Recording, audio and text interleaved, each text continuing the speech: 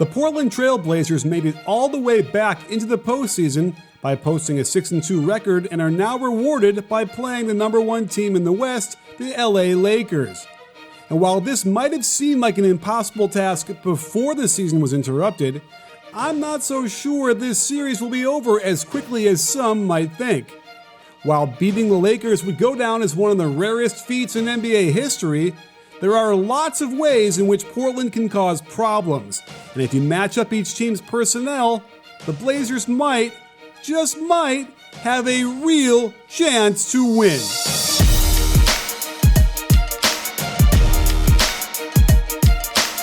Before the restart, facing the Lakers would have been a death sentence for any team, as LeBron and AD and company were destroying everyone on both sides of the court.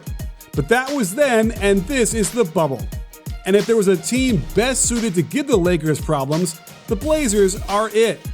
And it all starts with Damian Lillard, the quiet assassin who has left a trail of higher seeds teams in his wake. Quite frankly, against this Lakers defense, it's simply up to Dame how many points he wants to score, and he'll do it primarily out of the pick and roll. Matchups are key in the playoffs, and I predict they will very quickly force JaVale McGee to the bench. Granted, he was only playing 15 minutes a game anyway, but they will be crucial minutes that could allow Dame to get going early, a prospect the Lakers do not want to see happen. These early drag screens just seem to catch JaVale continually out of position and behind the play, whether it's Dame scoring or him dishing to the roll man for easy scores. Dame is too shifty for a long, loping guy like McGee, who has had limited success stopping him on the way to the basket. At this point, it's already too late. Dame is also excellent at absorbing the double team and slipping the pocket pass to the roll man, and I don't think Anthony Davis defends these types of plays that well at all. It really doesn't matter who's guarding Dame either. With the current roster, it'll be up to Kentavious Caldwell-Pope, Danny Green, and Alex Caruso. And while Green has a good reputation as a defender, I don't think he's up for the onslaught that is Damian Lillard. He will torture these guys from deep, and then he will take them to the hole for mid-range pull-ups, while saving some of his best for last at the basket over and around any defensive strategies the Lakers try to offer. Dwight hasn't had any more success either, as he gives Dame way too much space to get going and doesn't have enough mobility to block the shots around the basket. But where they can really cause problems for the Lakers is involving Anthony Davis in the pick and roll. His concern for getting blown by to the hoop is real, which will set him up to get hit by step-back threes if he tries to contain the drive too much. Portland loves to run a double ball screen for Dame, and it's given the purple and gold defense fits. As Whiteside rolls, he brings Davis down with him, opening up the pass to Melo, who still has enough to attack the closeout and hit the mid-range jumper. Where it will get really spicy for the Blazers is if they ball screen with LeBron's man.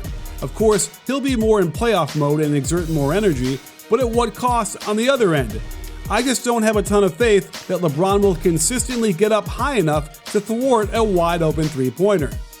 And you can be sure they'll run this double ball screen with both LeBron and Anthony Davis's men, especially when the Lakers run AD at the 5. There will simply be nothing stopping the roll man in the lane once he gets the ball. One reason the Lakers might be feeling overconfident having beaten the Trail Blazers 2 out of 3 is that they didn't go up against Jusuf Nurkic. Now that he's fully recovered from his gruesome leg injury, he's been a revelation in their offense. It's imperative that Portland has a player to turn to that takes the pressure off Dame as much as possible, while also generating great shots for teammates. And if he can set Dame up with easy buckets, even better. Nurkic is a terrific passing center, primarily out of the high post, where they will run split cuts on his side, and he's been very adept at slipping these passes through the cracks for easy buckets. But he's also very physical, and I have a hard time picturing the Lakers' big men handling this kind of force under the boards. Second chance points will be crucial to the Blazers' chances. Without question, the Lakers will be forced to double Lillard out of the pick and roll, and that's where Nurkic's ball handling and decision-making will come in handy. He's very good at quickly reading the defense and committing to a good scoring chance, either with expert footwork for close-in shots for himself or by letting the high-post splits suck the defense into cutters before finding one of their many shooters spacing the floor. And the two-man game between Dame and Nurk will be particularly difficult for the Lakers to stop, since they can space the floor to keep the help out of the way, and these two are too good to stop one-on-one heading to the basket. That brings us to the wild card, CJ McCollum. It was reported he's playing through a fracture to one of his vertebrae, and it looked that way until the final game of their season where he lit it up from all over the court. If CJ is moving fine, he can torture the Lakers just as well as Dame can, including the Lakers' best backcourt defender in Danny Green.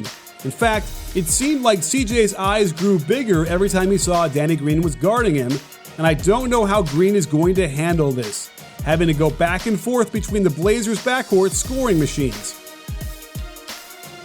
But CJ is an equal in-your-face opportunity kind of guy, and KCP will no doubt be on the receiving end multiple times.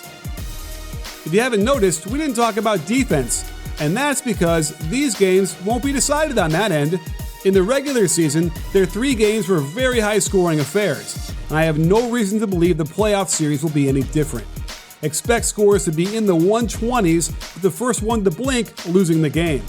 Of course, we're familiar with what LeBron and AD can do, and in AD's case, he really hurt the Blazers' defense over and over again. With Zach Collins out for Game 1, Terry Stotts has some interesting choices to make. He could go very small and be willing to give up post-up scores to AD against mismatches, or he could start Whiteside and Nurkic together, sacrificing space for defense.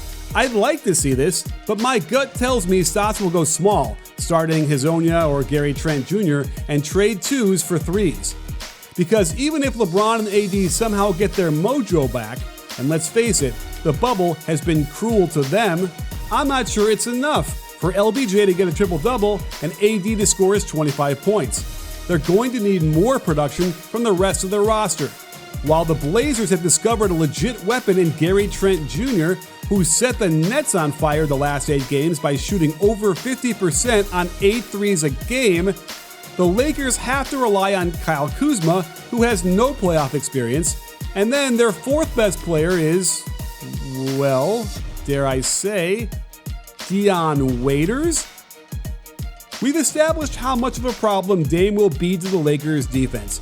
He should collapse their 5-man units at will, and when you see how easy it is to kick out to shooters like Trent and Carmelo Anthony, you have to wonder how the Lakers will get enough stops to win the game. Melo is shooting 47% from 3 in the bubble, and he's going to need to in order to balance out any buckets he'll surely give up on the other end. But in today's NBA, where supreme guard talent takes you a long way, it's the Blazers who have a huge advantage in this department. And it should be easy to see why this series will be a very intriguing clash of styles, and also one of the most exciting first-round series we'll watch this year. So keep your eye on how the Blazers will attack, and more importantly, who they'll attack in the Dame pick and roll, since as it stands now, I can't see how the Lakers offer much, if any, resistance. If you like this video, please give it a thumbs up and subscribe to B-Ball Breakdown so you can get alerted right away when we drop a new video. This season will be filled with incredible content, so don't miss it. You in?